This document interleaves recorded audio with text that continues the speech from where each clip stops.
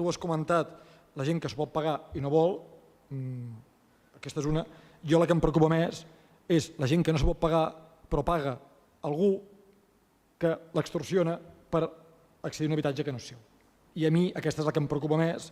i evidentment s'actua amb les eines que tenim, que són poques a nivell d'empadronament, però sí que tenim eines que són altres cossos de la ciutat, que no estic parlant de policia local, estic parlant de l'altra, i evidentment es dona el crit d'alerta. Evidentment no és una tasca ràpida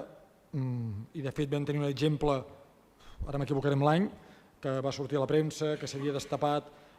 un tema de corruptel amb el tema de l'habitatge, va sortir tota la premsa, això es va fer conjuntament amb el Consell Comarcal del moment, es va donar el crit d'alerta, es va investigar i no sé si al cap d'un any i escaig el van desmantellar, doncs evidentment totes aquestes alarmes que més o menys es puguin anar detectant que arriben a l'OH, doncs evidentment s'actua, perquè a mi aquesta sí que em preocupa, realment hi ha gent